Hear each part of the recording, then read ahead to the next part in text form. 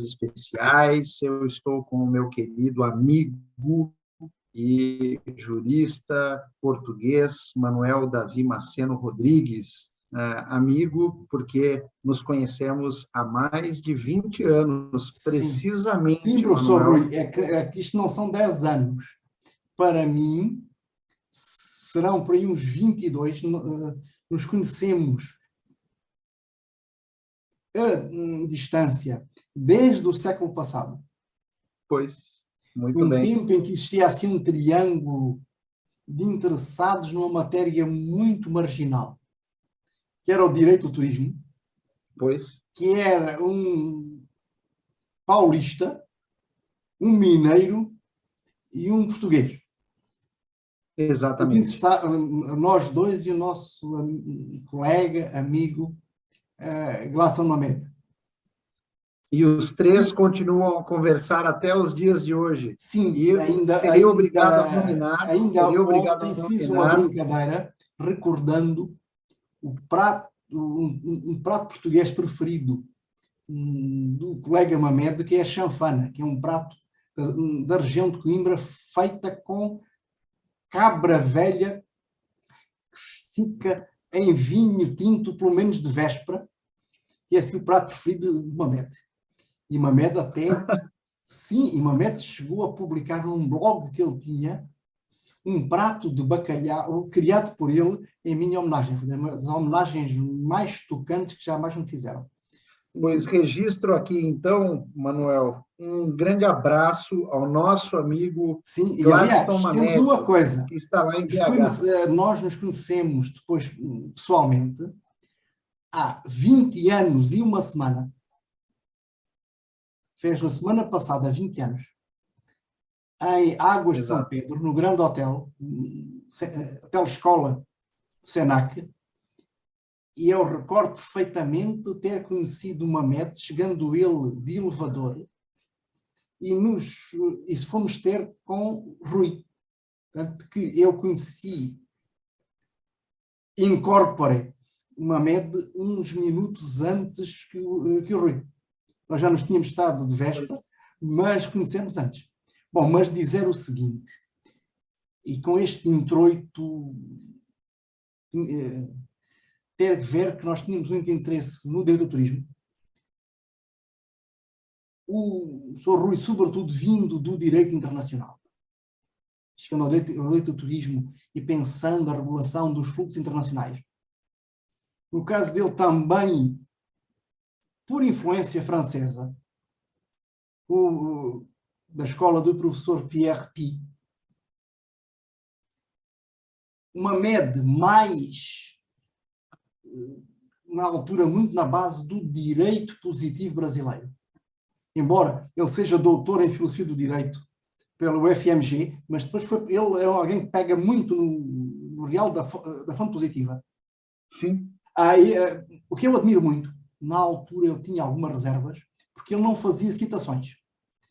Mas verifiquei que em grande parte ele está certo, porque ele assume escrever para operadores de direito.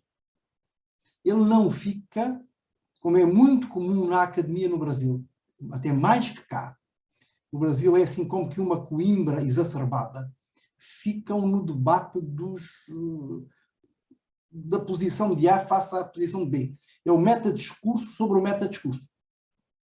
Exato. Agora estão entusiasmados com o metaverso, mas isso é outra coisa. É a bola da vez. Aí vamos ver, aí no Brasil tem uma pressão permanente atrás do novo. O hype é o que está assim, muito mais que nós no velho mundo. Mas eu cheguei, eu venho da área do empresarial, depois fui derivando para questões digitais, mas cheguei da área empresarial, mas tem a ver com informação. Eu tive uma apresentação, uma palestra, um paper, que depois foi publicado pelo Senac, São Paulo, num volume organizado por professor Rui, Turismo e Direito, que entretanto até teve algumas quantas citações aí no Brasil, a propósito da regulação da informação nos mercados turísticos. Dizer, na perspectiva do direito da União Europeia. De tentar uma aproximação geral e depois, a propósito de regimes como do time sharing ou dos pacotes turísticos, ou mesmo da comunicação da hotelaria, porque ver como a informação era, em alguns pontos era não obrigatória por parte das empresas, e como é que essa informação associação ao mercado iria ter relevância também no âmbito contratual. Sendo que, diferentemente no que ocorre com o vosso CDC, por influência argentina, no direito da União Europeia, não existiam regras ou tempo que atribuíssem relevância contratual às mensagens publicitárias. Isso no Brasil, sim, normal. Em Portugal, a certo ponto, começou a ser também, mas não no direito da União Europeia. E dizer, eu continuo interessado por turismo. Depois fui-me digitalizando, no sentido de me preocupar com questões de comércio eletrónico, mas o turismo envolvendo pessoas, envolvendo serviços,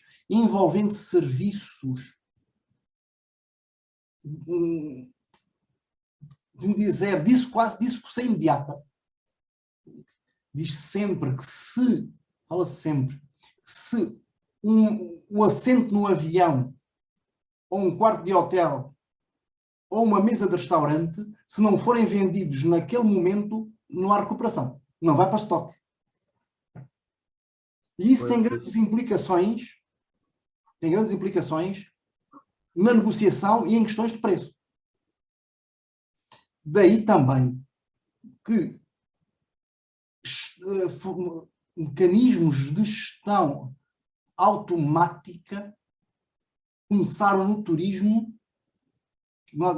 muito antes dos setores. Envolvendo também inteligência artificial.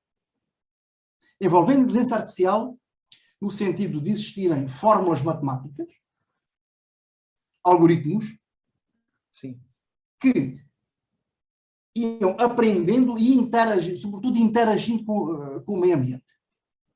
Exemplifico muito facilmente. No avião, há um sistema de reservas. Conforme se vai aproximando o voo, há aqui um problema de gatos. Foi o cachorro que me conta.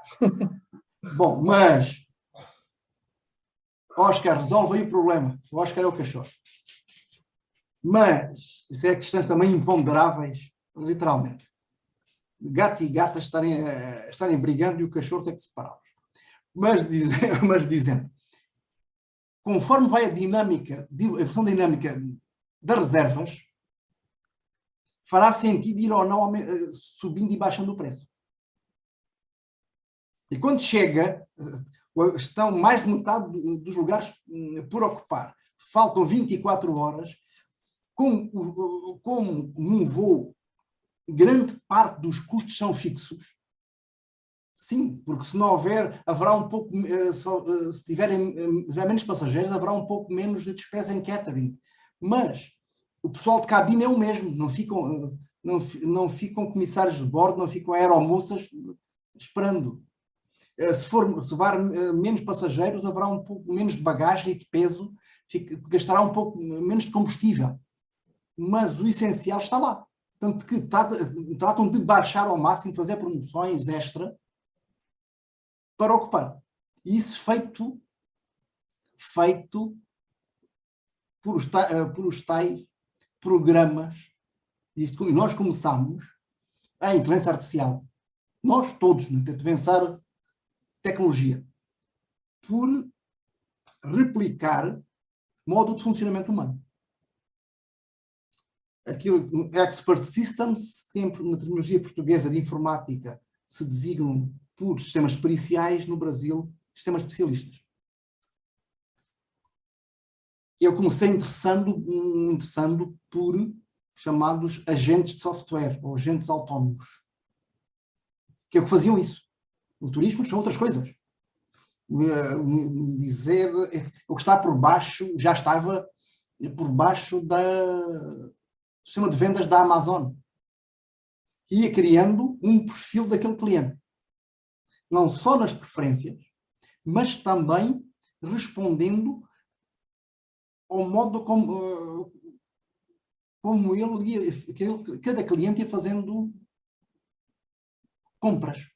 Se procurava paperback e não hardcover, se aceitava livros com pequeno defeito, porque a Amazon começou com livros. Isso criando um perfil.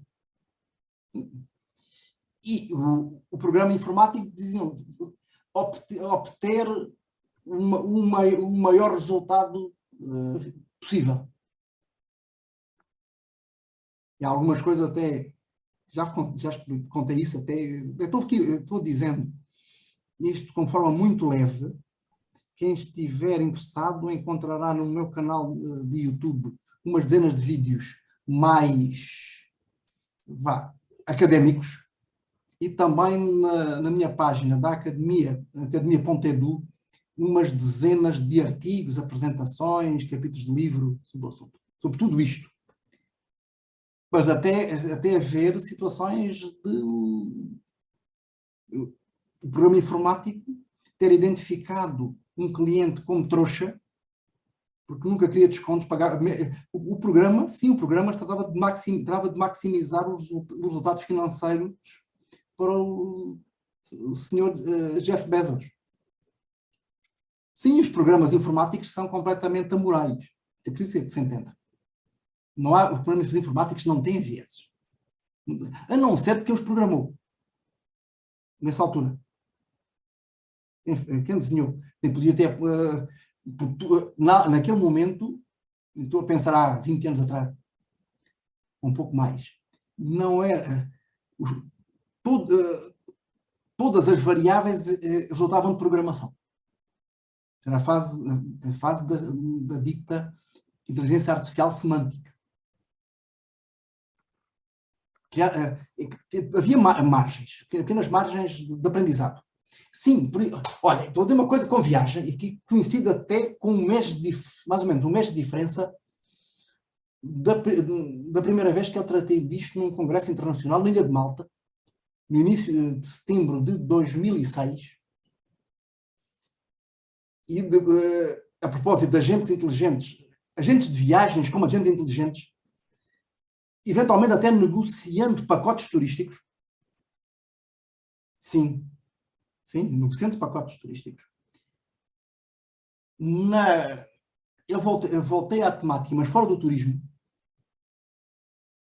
em outubro, num congresso em Belém do Pará, numa mesa muito interessante, em que estava eu e estavam dois colegas do Brasil, do Sul. Estava o professor César Santolin, de Porto Alegre. Creio que não, agora posso errar, mas creio que da PUC, Rio Grande do Sul, Santolin. Ele já é comércio eletrónico. Ele. Estava eu e estava o Ares Rover, da UFSC, Florianópolis, que tinha publicado pouco antes a primeira tese de doutorado em Direito em matéria de inteligência artificial, sobre sistemas especialistas na justiça, na Juruá, a primeira tese. E eu estava assim umas coisas muito mais prosaicas ver entre a Europa, União Europeia e os Estados Unidos, questões de imputação da responsabilidade contratual e de incumprimentos. Já indo até indo na linha um pouco mais longe, um colega de Bolonha e Florença, o professor Giovanni Sartori. Não confundir com o Giovanni Sartori, professor de ciência política. Sartori, da área da filosofia e teoria do direito.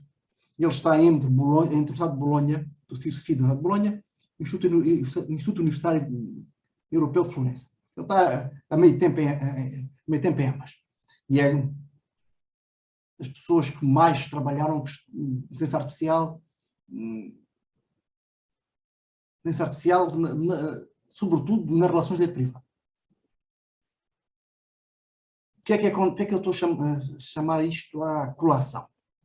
Eu vou para um congresso do Pará, na UNAMA, na Universidade da Amazónia.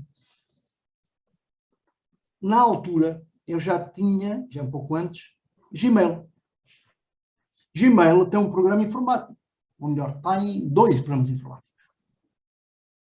Agora, um pouco menos. Tem um programa de identificação de spam, que vai aprendendo com cada utilizador.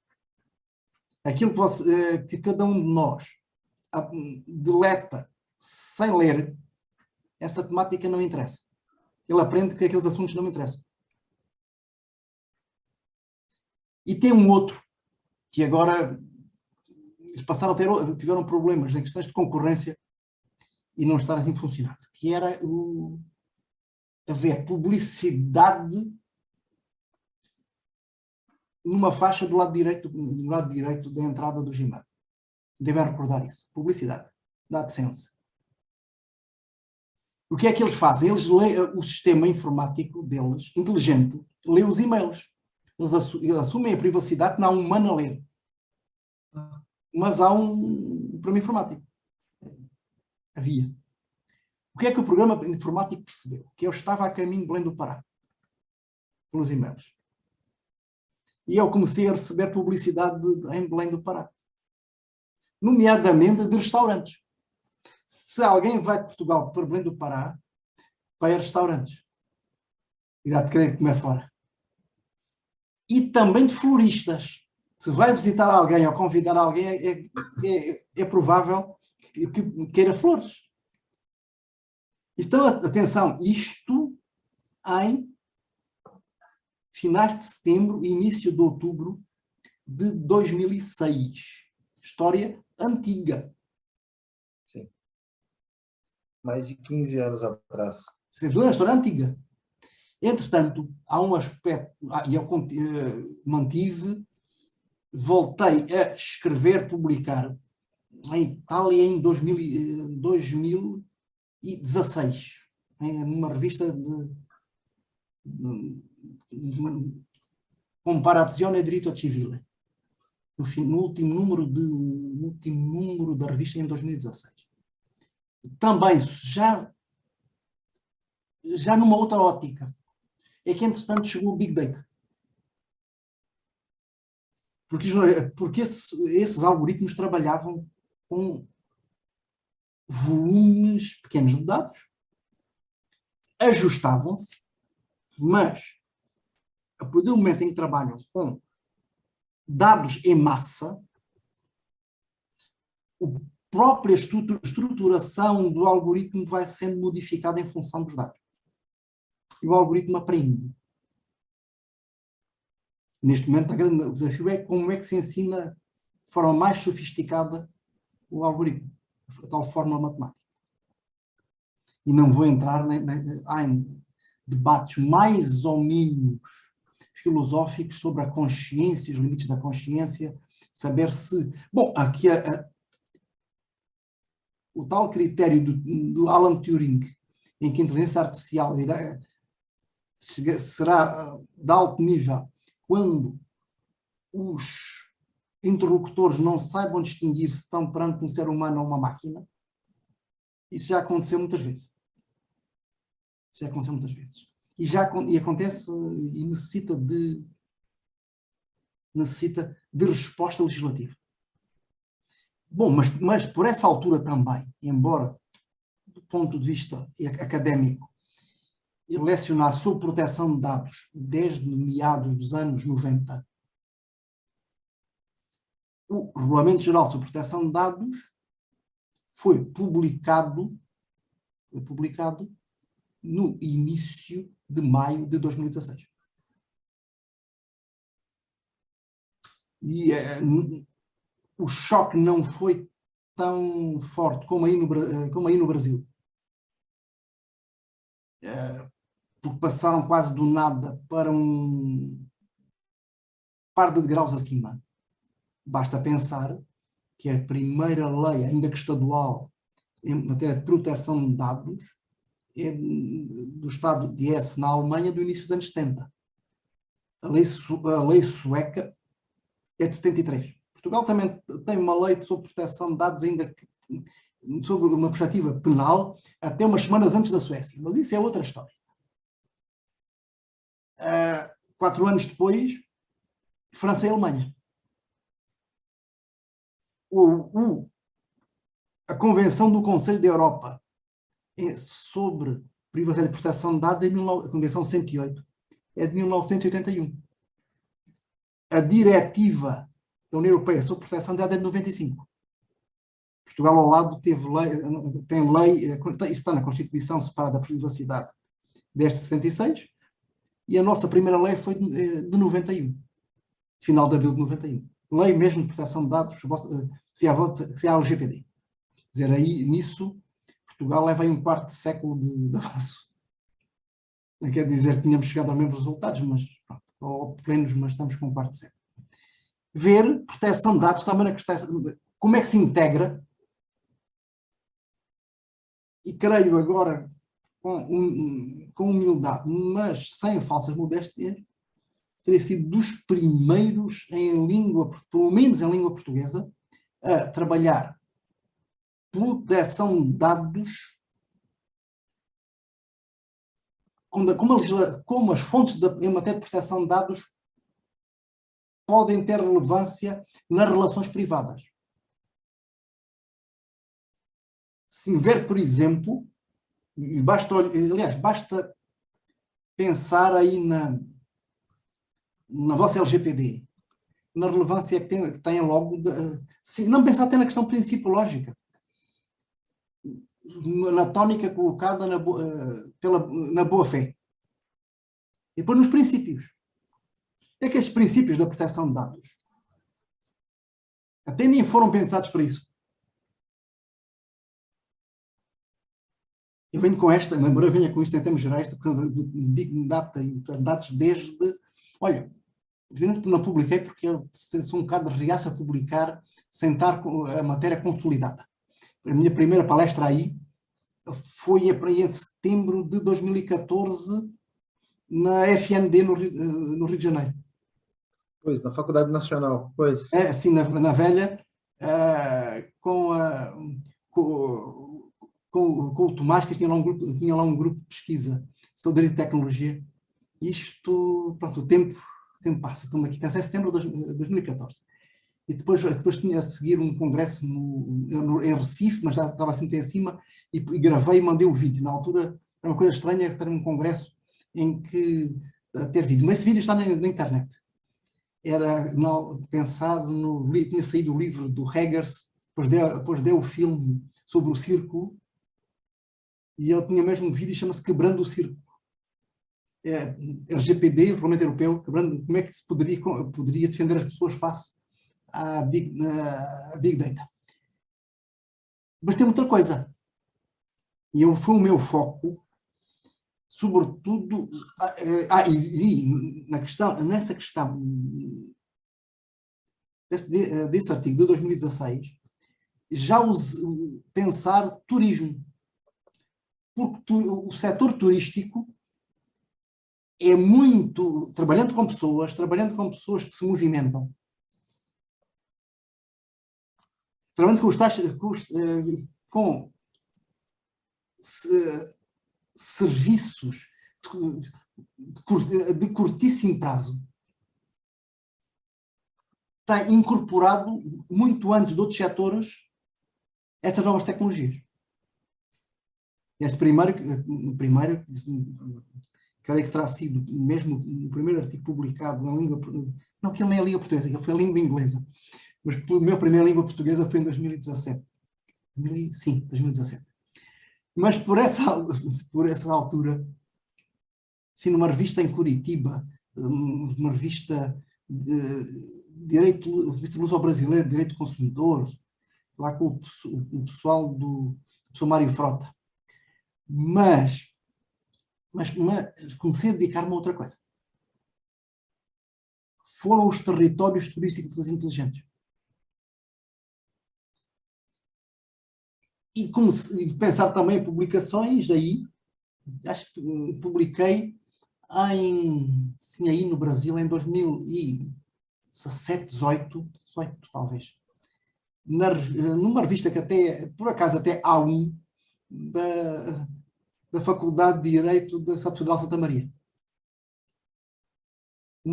Em inglês, porque inicia um título chamado, porque também dá jeito para as avaliações da CAPES, do qual isto tem artigos de autores estrangeiros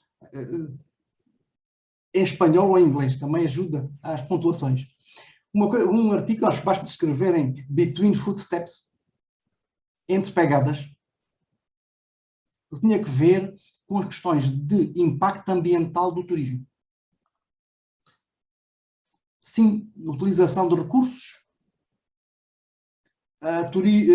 turismo em áreas protegidas, o que exige controle. Quer dizer, o modo de seguir as atuações humanas, preservar, implica uma compressão da privacidade. Já teríamos a pegada ecológica e a pegada digital. Para diminuir a pegada ecológica, subia a pegada digital, logo controle e problemas de privacidade.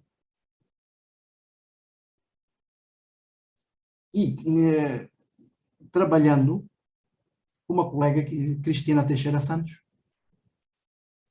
que agora é professora na Universidade de Groningen, na Holanda. Publicamos na Holanda, publicamos em Itália, publicamos duas ou três coisas no Brasil, em Portugal, mais. Andamos a trabalhar nas ditas Smart Tourism Destinations. Inclusive, creio que por 2018, no Congresso da Organização Mundial do Turismo, que ocorreu em Oviedo, em Espanha, a nossa comunicação foi a única regulatória. Dizer o seguinte, nós temos, isto é relevante, acho que é muito relevante, aliás, há muitas afirmações, há muitos estudos e tudo conversa a propósito de cidades inteligentes, de smart cities. Mas nenhuma estão mais avançadas que os destinos turísticos. Porque existe interesse público e interesse privado. Existe, sim, porque é muito importante monitorar e conhecer os fluxos. Isso permite ganhos de eficiência no trânsito. Sim, um sistema inteligente de saber quantos automóveis estão em cada momento. E sim controlar os semáforos. Rui, pense o seguinte. Um ônibus turístico, é importante saber em tempo real como é que estão as filas para um determinado museu.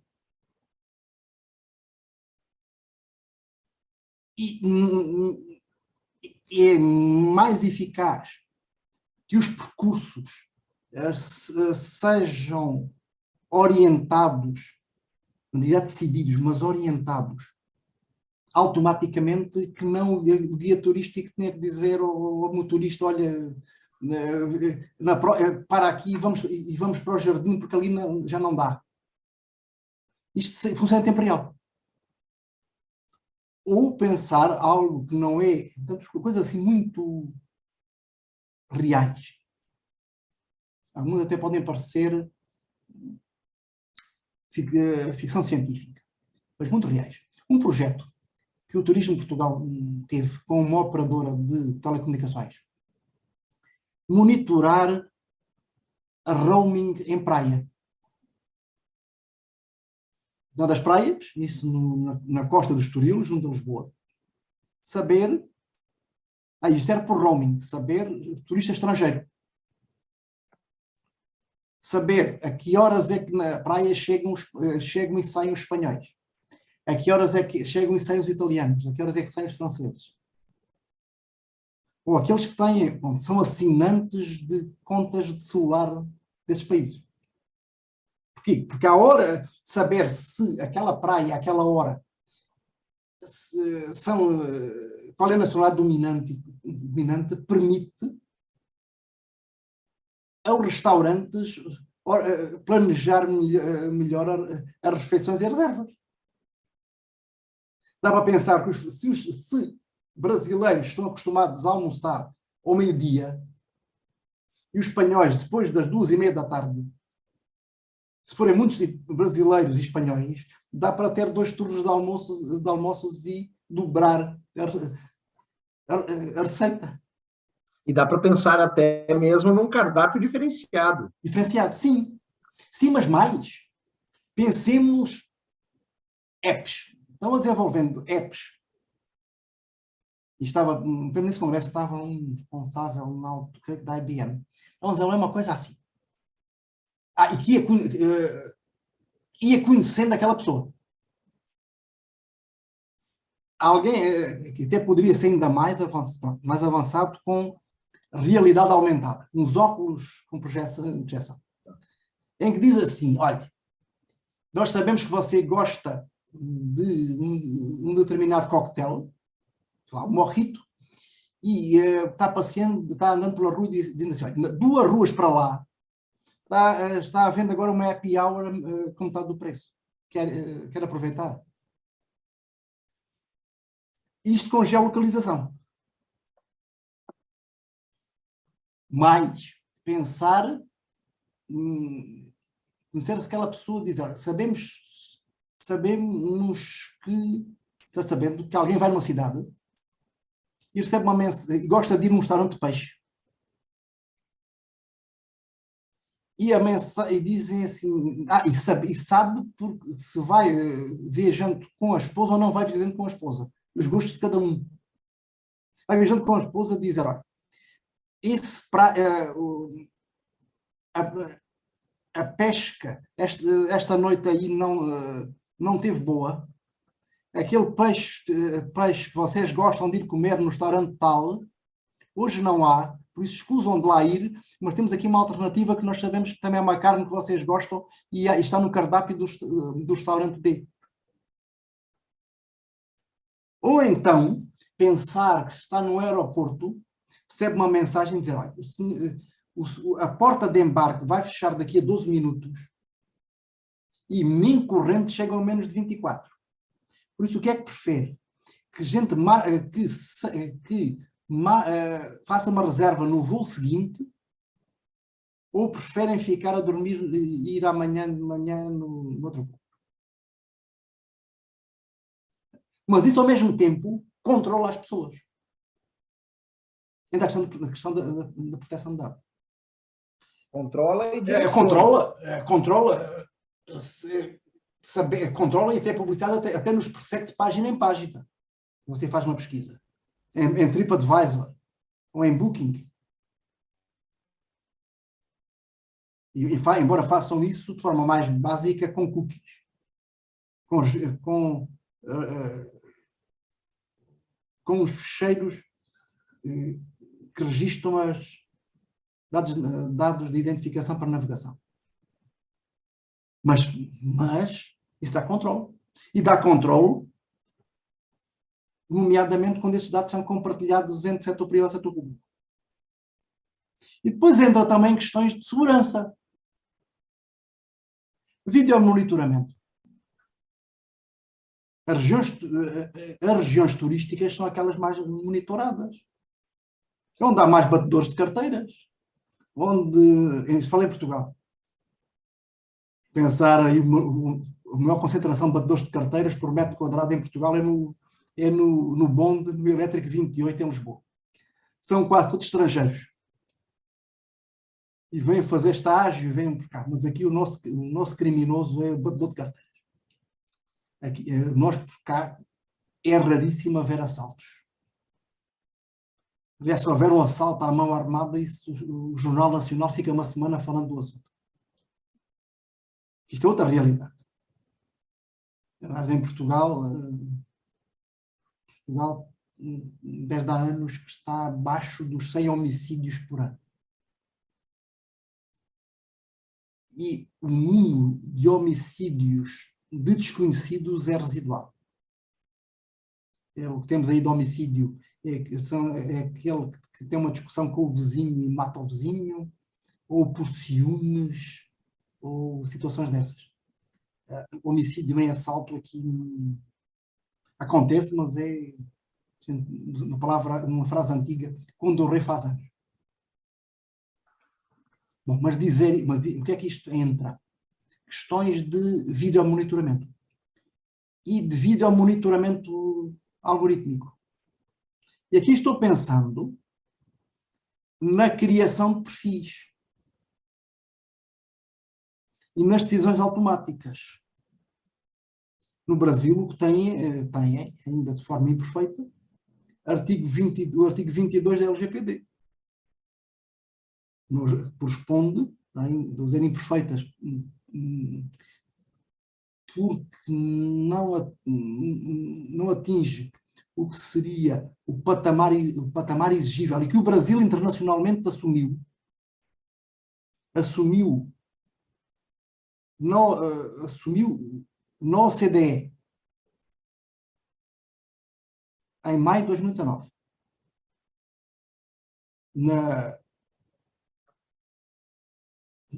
Declaração de Ministros sobre os princípios de inteligência artificial da OCDE, o Brasil, não sendo membro da OCDE, subscreveu. Este governo, em 2019, não estou sequer pensando em 2018, não estou a falar nem de Dilma, nem de Temer, não, estou a falar já do governo Bolsonaro. Depois,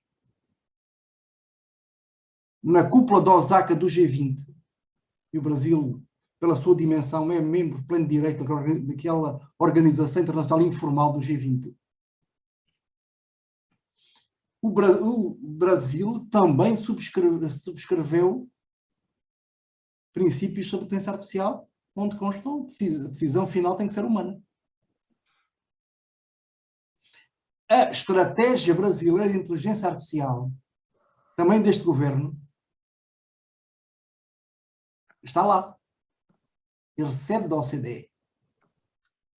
E a OCDE não é uma organização vermelha. Sim, porque na altura isso quer sonar assim, quer a OCDE, mas também no G20, aquilo foi assinado quer pelo Bolsonaro, quer pelo Trump. E também foi assinado pelo Putin e pelo Xi e pelo Modi. Sim, porque mesmo naqueles que têm, digamos dizer assim, pulsões autocráticas, querem mandar, mas não querem ser mandados por máquinas. Já escrevi, já publiquei até aí no Brasil sobre isso. Porque esse é um dos poucos pontos em que todos estão de acordo. Estão de acordo os sauditas, wahhabitas, do Islã mais estrito. Estou a pensar agora no G20. Estão de acordo os indonésios, que é o maior país islâmico do mundo, de um Islã mais moderado. Está o hinduísmo radical no poder na Índia.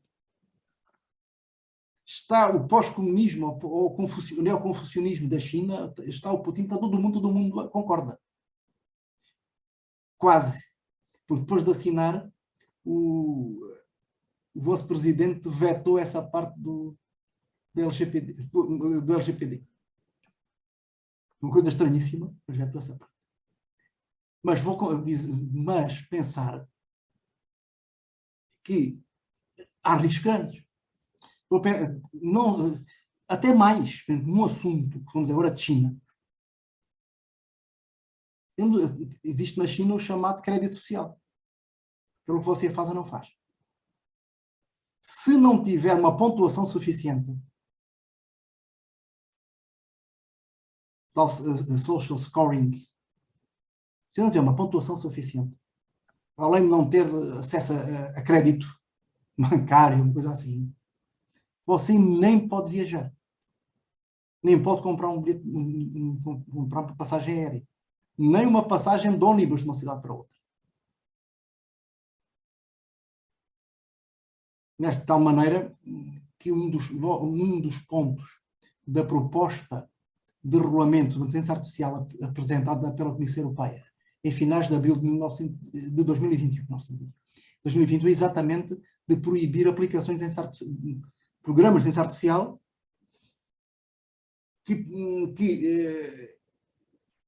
de iniciativa pública façam classificação das pessoas.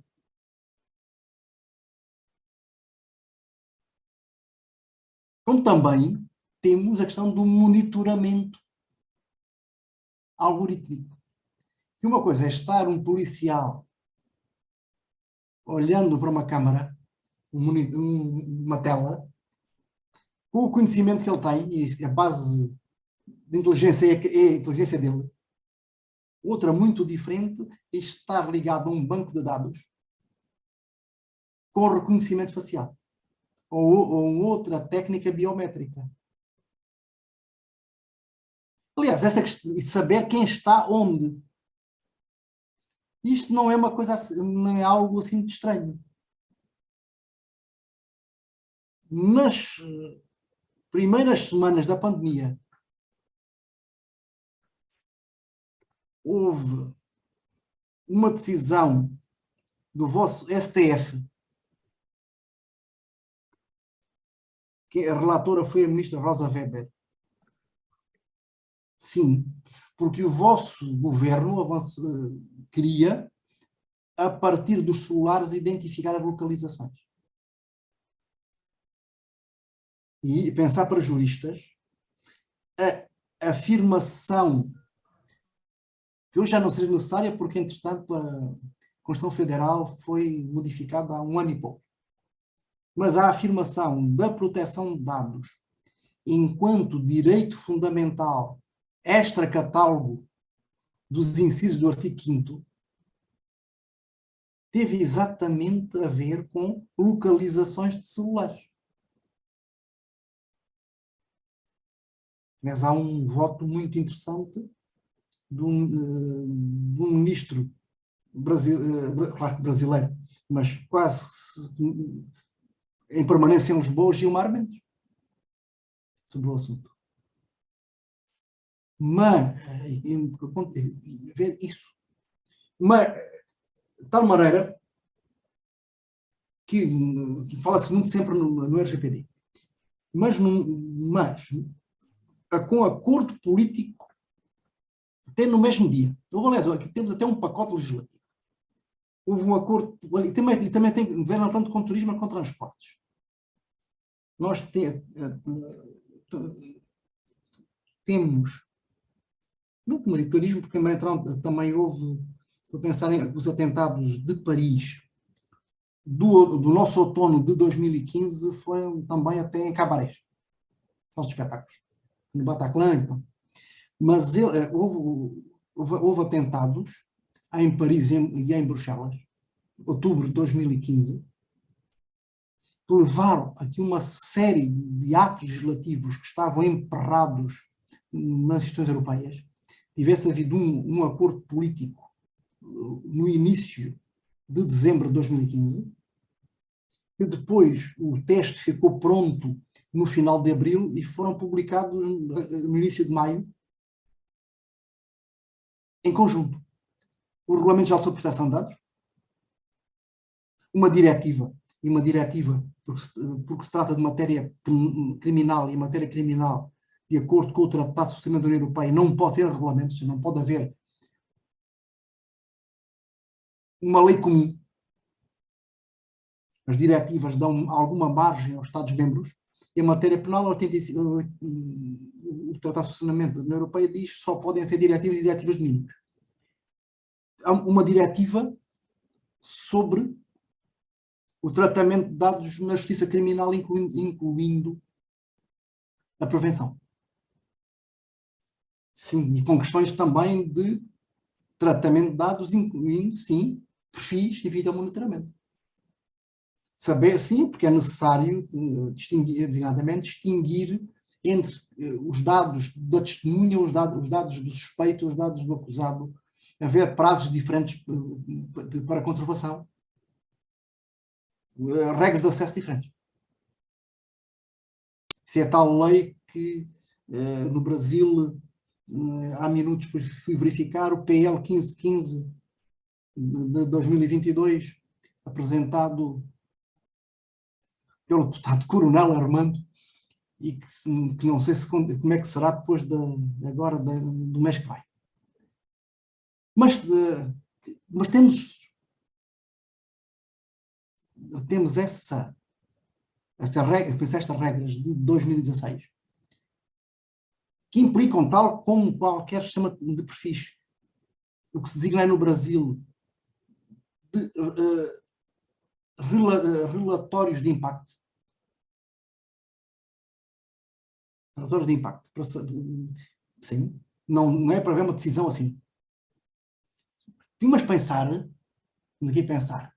China, e o exemplo é mais simples, todos na China. Nas grandes cidades, tem câmaras. Se você atravessar uma rua fora da faixa de pedestres, a câmara identifica e a pessoa recebe a multa em casa para pagar na caixa automática. E claro, desconta pontos lá no social scoring deles. O mundo está ficando muito chato. Quem? Eu? O mundo Não, desse mas o mundo jeito, não, com esse controle. Não vou dizer uma coisa, não vou dizer. E eles conseguem, conseguem a precisão. Aliás, foram problemas com passaporte biométrico. Sim, com passaportes biométricos. Durante um tempo, eu chego à Inglaterra, não tinha ainda no Reino Unido, mais rigorosamente. Eu chego no Reino Unido, eu ainda não tinha passaporte biométrico e fui medido e pesado. Sim. Depois explicaram porquê. É que eles não conseguiram capacitar os policiais para distinguir os chineses uns dos outros. Porque eles entravam... os ocidentais tinham dificuldade em identificar chineses. Eles entravam, eles eram no direito internacional, não eram bem turistas, seriam imigrantes ilegais. Entravam com passaporte. Depois um saía e levava os passaportes dos outros e voltavam a entrar outros com o mesmo passaporte. Coincidir aproximadamente o aspecto com a altura e o peso, a entrada e saída não dava.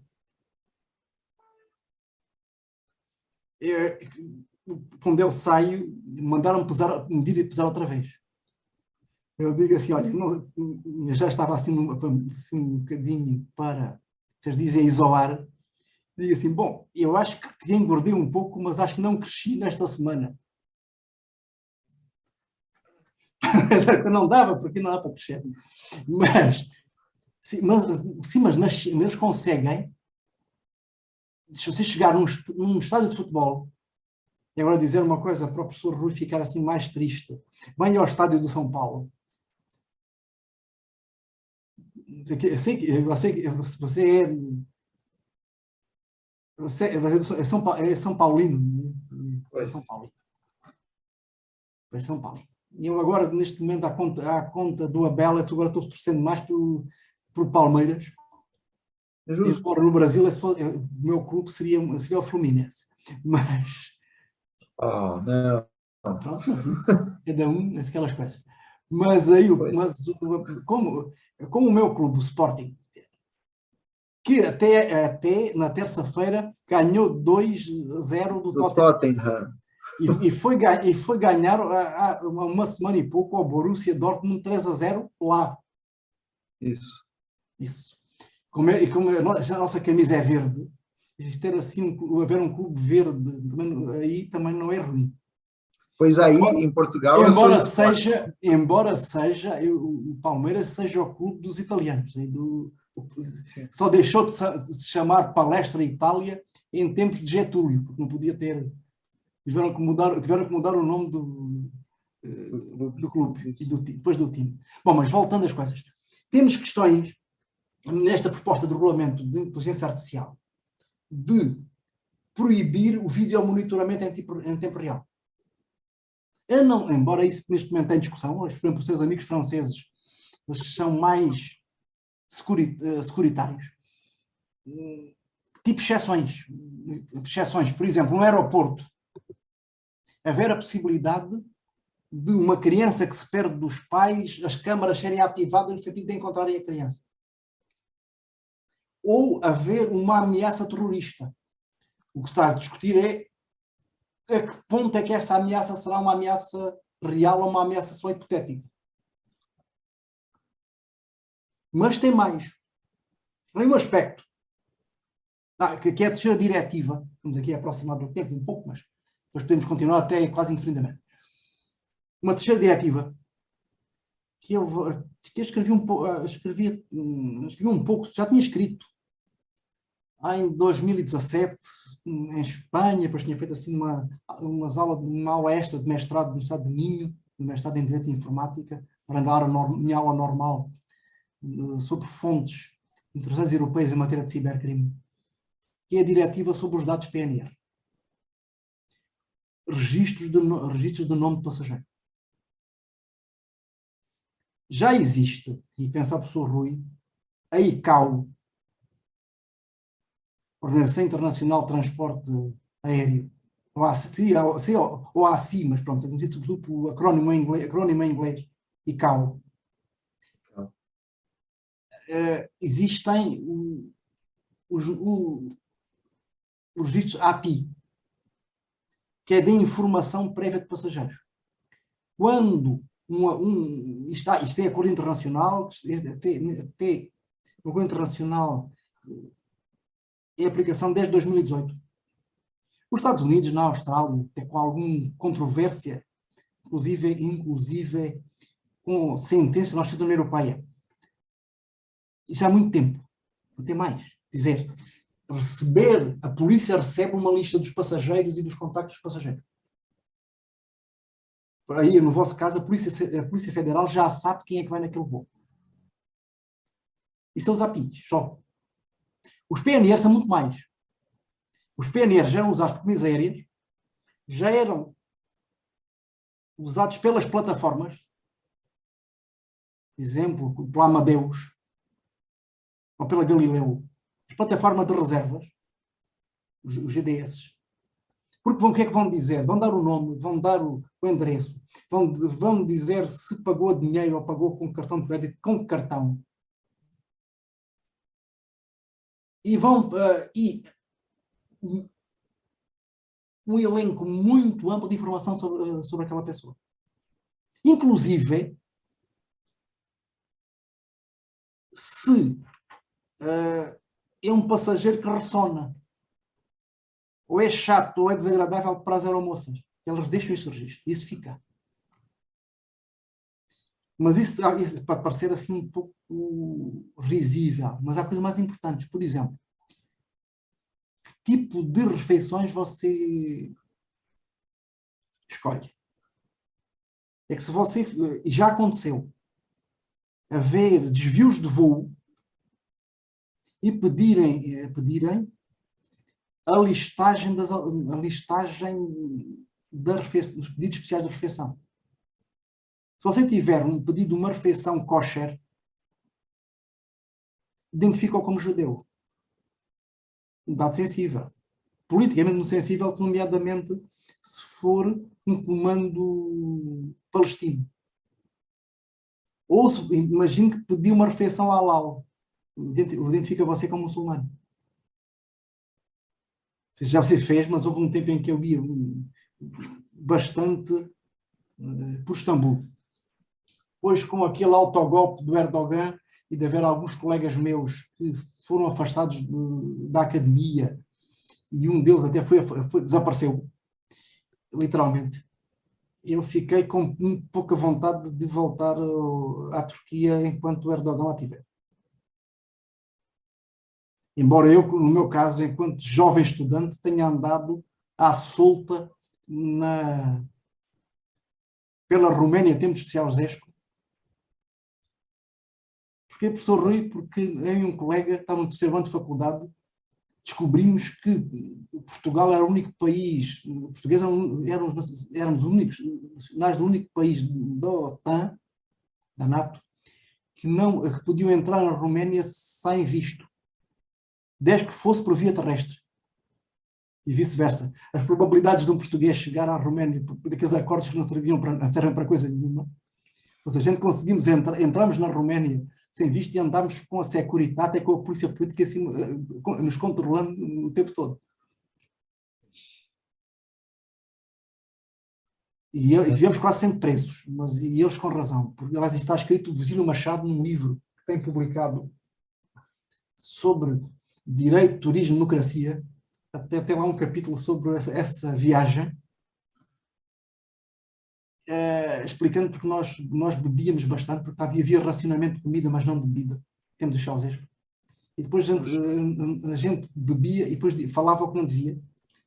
E em regime ditatorial muito mais duro, aqui no tempo aí da ditadura militar, porque só aí eu acredito que se algum cara, se um brasileiro, um estrangeiro enchesse umas quantas cachaças e dissesse, imagine se fosse o general, sei lá, Castelo Branco, presidente, as probabilidades de ser preso seriam pequenas. O cara está bêbado. Pronto. Mas ali no regime do Ceausescu é outra coisa. Mas continuando.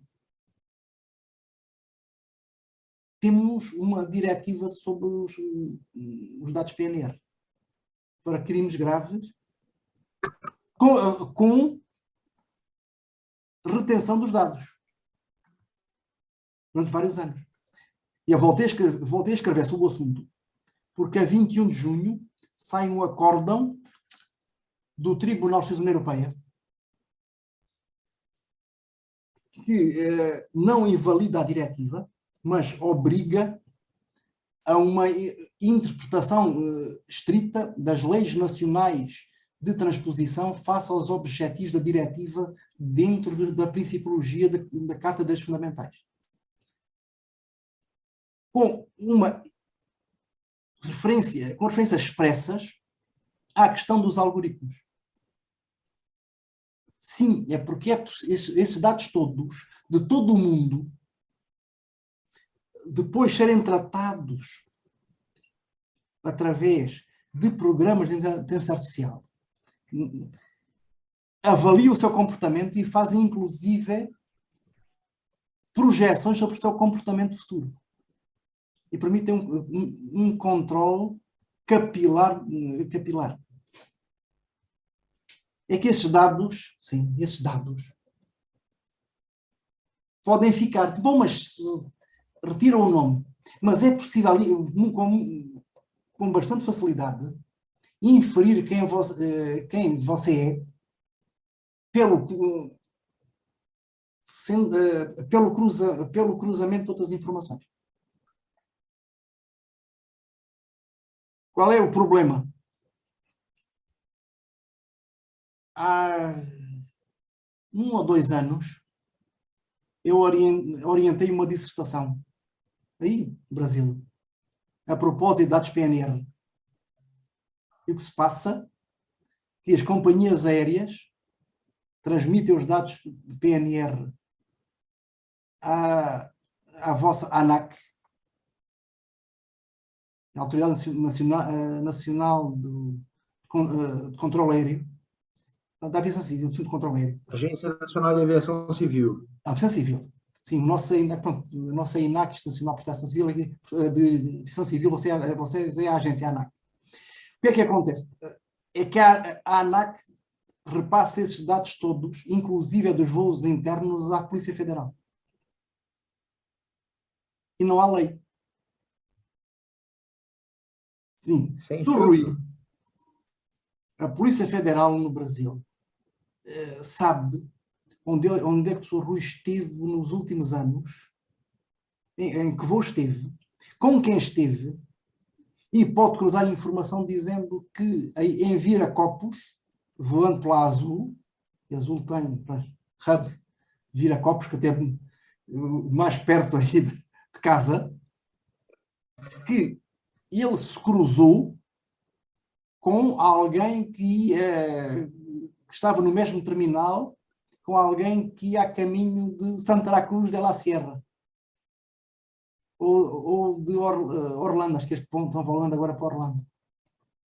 E saber isso. E depois dizer, atenção, que ele vai estar em... Você podendo ser monitorado pela Polícia Federal. Aqui há base legal e o Tribunal de Justiça apertou muito o controle das coisas.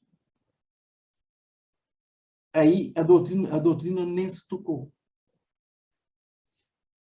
Eu não sou visionário, ando aqui há uma série de anos. Mas, neste momento, têm o vosso STF decidindo uma ADI a propósito da interconexão de dados na administração pública. Profiling, perfilamento.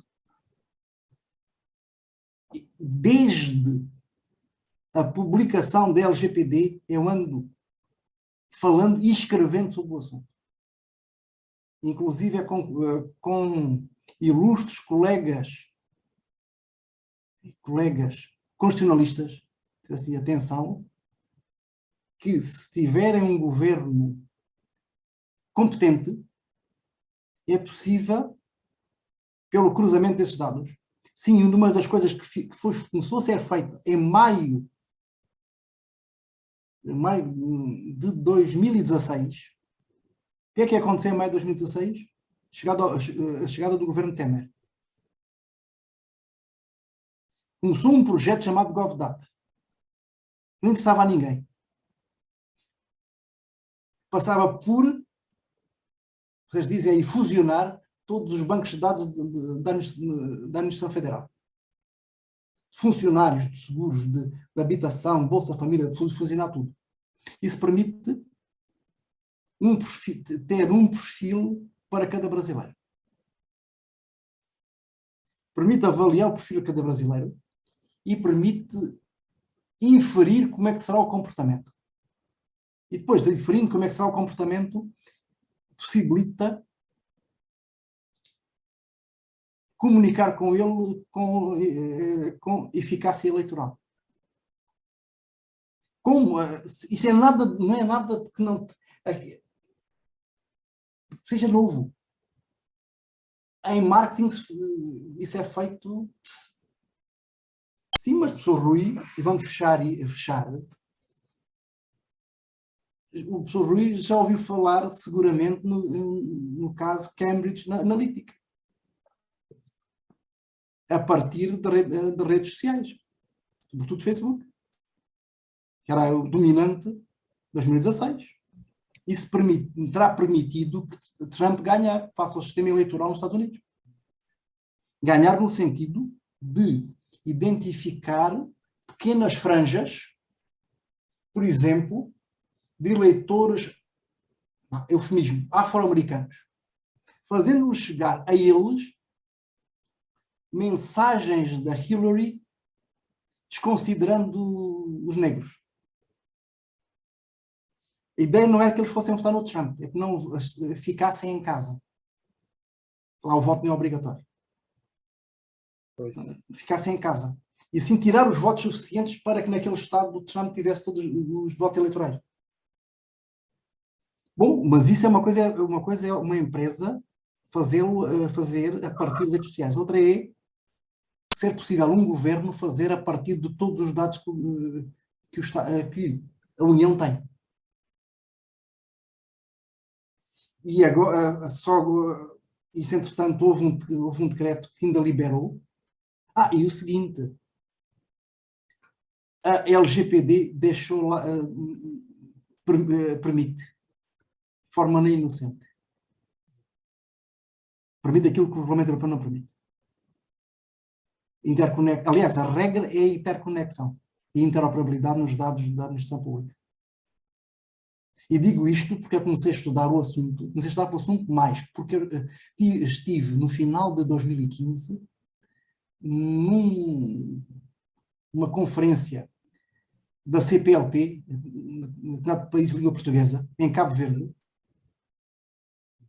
falando sobre Big Data e administração pública, mas a convite do governo de Cabo Verde, não do governo português, que me deu uma especial satisfação.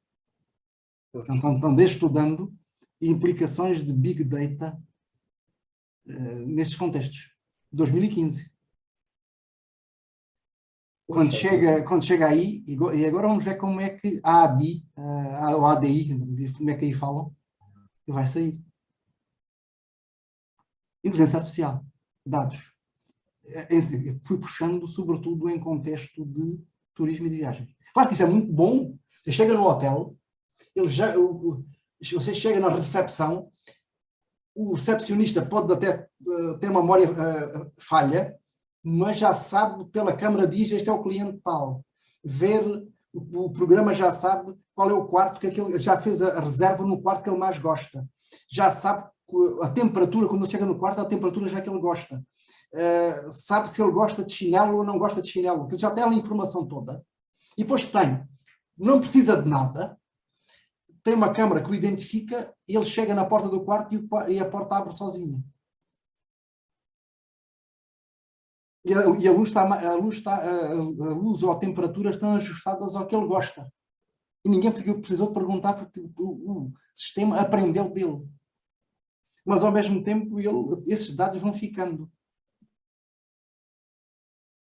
E isso cria também uma vantagem competitiva para o hotel. Quer dizer, nunca há luz sem sombras. Nós vivemos com inteligência artificial, mas temos que regular a inteligência artificial de modo a não sermos dominados por ela. E esse é o grande desafio. Essa é uma grande preocupação. No Brasil, e também já postei sobre isso, está agora no Senado, um PL que foi aprovado na Câmara dos Deputados há um ano. Está no Senado, mas, para ser franco, já escrevi isso, a preocupação dos vossos deputados foi sempre, sobretudo, no sentido da promoção do investimento,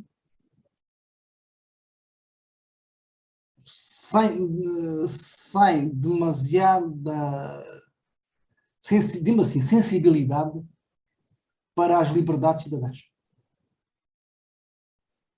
Os interesses empresariais sobrepuseram-se às liberdades. Estou a pensar em liberdades de primeira geração, não estou a pensar nada de direitos sociais, nem direitos novíssimos direitos. As liberdades de primeira geração. Primeira geração, vocês estão a pensar mesmo em primeira geração. E não há um grupo de trabalho muito qualificado, coordenado pelo ministro Cueva do STJ, onde estão Danilo, está a Laura Scartel Mendes, está gente muito qualificada. Vamos ver se esse grupo de trabalho vai ter eco face à nova composição do Senado. Sr. Rui, ficamos o resto da noite ou da vossa tarde? Não. Meu querido amigo, nós vamos encerrar por aqui. Eu agradeço gentilmente esse bate-papo e a aula que você pôde nos oferecer neste evento, 10 anos, 10 palestras especiais que configura aí os 10 anos da criação da pessoa jurídica Badaró e De Luca, do escritório, que é capitaneado por mim e por minha esposa, a doutora Camille De Luca Badaró. E foi uma grata satisfação revê-lo. Essa pessoa jurídica, isso é muito bem, compreendo perfeitamente. Mas eu prefiro lembrar de há 20 anos atrás, em que conheci o Rui pessoalmente, e depois, creio que aí há uns 17, conheci Camille em Londrina. Pois, exatamente. Creio que no Hotel Tomasi. Muito bem, muito bem. Não estou errado. Não, ao contrário, está certíssimo. Isso foi no ano de 2005. Aí sim, por aí, 2005. Por aí. Foi, 2005. Foi justamente neste evento que eu a pedi em casamento e noivamos, e você estava ao meu lado. Tá vendo? Junto com outros já estamos, eu bastante mais, já estamos ficando pelo menos de meia idade. Pois, meia idade. Meu querido amigo, muitíssimo obrigado por estar conosco hoje.